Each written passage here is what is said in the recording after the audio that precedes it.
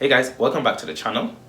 Today I'm in a three-part series of asking meaningful questions. We're looking at asking meaningful questions in life. We started out by looking at meaningful questions at work, then we looked at meaningful questions in a relationship. Now we're looking at meaningful questions at life. 3 meaningful questions to ask yourself. And remember, to get to that new level of growth, you must first go to a deeper level of insight. And that's what these meaningful questions are here to do. Give us the insight so we can get ourselves unstuck. Here goes. 3 meaningful questions to ask in life. Number 1, don't ask who you are or who are you. Don't ask yourself that question. I'm an accountant, I'm an artist, I'm an engineer, I'm a musician. Don't ask yourself that. Instead, ask yourself this question. Who are you being? Who are you being is helping you to figure out what are your actions doing. Right? What do your actions say? So fine, being an accountant, being an artist, that's just a label. Doesn't mean that's who you are being. You may be doing accounting, you may be doing some sort of artisan thing, but are you really doing that? Is that who you're being? Is that who you're really being? That's what you need to be asking yourself. That's the meaningful question. Who are you really being? Because I can be an accountant, but what I'm being is a transformational strategist. Even in my accountancy practice, as I do accounting, I'm creating because I'm an accountant who champions creativity. So who I'm being is someone who helps people unlock creativity. And accountancy is just one area or aspect in which helps me to do that. As I say, in a video that I shot earlier, there's a series here, you can link to it, about personal creative identity. Work should not be the source, or labels should not be the source of identities, right? It should just be an expression of identities. So ask yourself, who are you being? Question number 2, meaningful question number 2 you should ask yourself. Yes, I hear you. You, in this data-rich world, you should be asking, what am I consuming?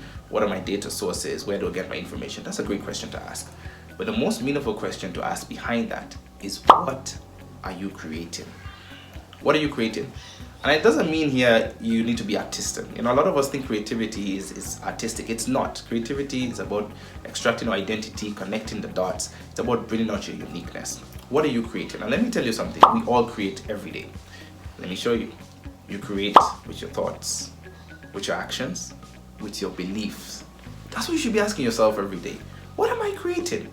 What mindset am I creating with my thoughts, with my beliefs, with my actions? What response mechanism am I creating to emotional turmoil? Do I react in anger? What am I training? What am I encoding in my DNA? What am I creating for the generations to come with how I'm living my life?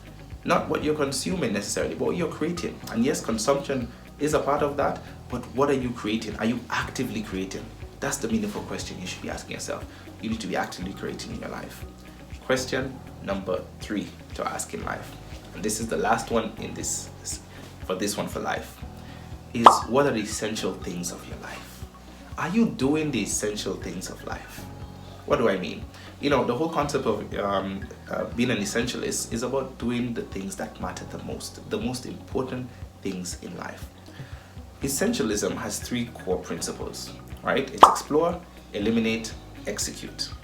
Explore, eliminate, execute. Essentialists are people who explore new paths. They don't overly commit to every single thing they take up, right? They befriend failure. They're willing to try this out. They're willing to try that out. I'm willing to try out YouTube. I'm willing to try out that. I'm trying to see which one works. Tweaking here and there using my mommy principle. Minor adjustments that give you major improvements. So people who are essentialists tend to explore different things instead of just committing to one path. Non-essential people, they get a path in life, a career path, whatever it is, life has thrown to them, and they stick with it. They overcommit to it, and it's good. It's good to be committed. But if it's not essential and most important to your life and not serving you, then why are you doing it? But a lot of us are stuck there because we just can't embrace looking at the sunk cost. I studied accounting, so I have to be an accountant because that's what I studied. I did this, or this is my situation, so this is what I have to do. I just gotta get a job to pay the bills. I can't start thinking about a business. That's being non-essential. Those are non-essential things because you've just committed to a path that's not really something that will help you live abundantly. You need to be able to explore and then be able to execute what's not serving you, right? And in execution, essentialists talk about deciding. You got to decide what's serving you. And decide comes from the root word, it's a root Latin word that means to kill or to cut off. You got to be able to kill the non-essential things or cut them off, minimize them, right? Those are the questions you should be asking yourself. And then finally, execute. What are you executing on? Ask yourself that question. Am I executing on the things that are bringing me abundance, the things that are helping me to serve, the things that are bringing out my abilities, the things that are helping me to apply my creativity?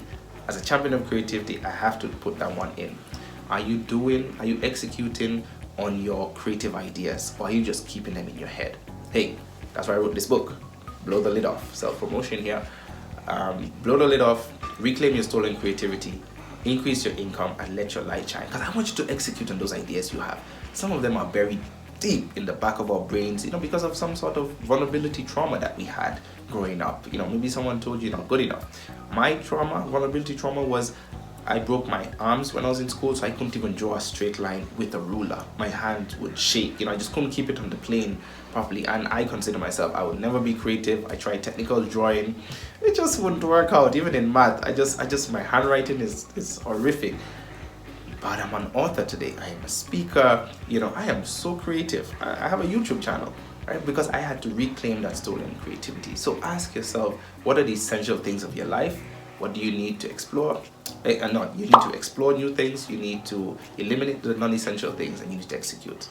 Those are the 3 meaningful questions you should ask in life. Not what are you or who are you, but what are you being? Not necessarily what you're consuming, but also what are you creating? And then, as I just said, what are the essential things in your life? That brings us to the end of this series of asking meaningful questions. I hope you've gotten value. Please let me know in the comments what you think are meaningful questions of life that we should be asking ourselves. Hit the like button. If this is the first video you're watching in the series, you can go back and check the other videos in this series about asking meaningful questions in relationships and at work, and even the intro video. Because remember, to get to that new level of growth, you must first go to the deeper level of insight.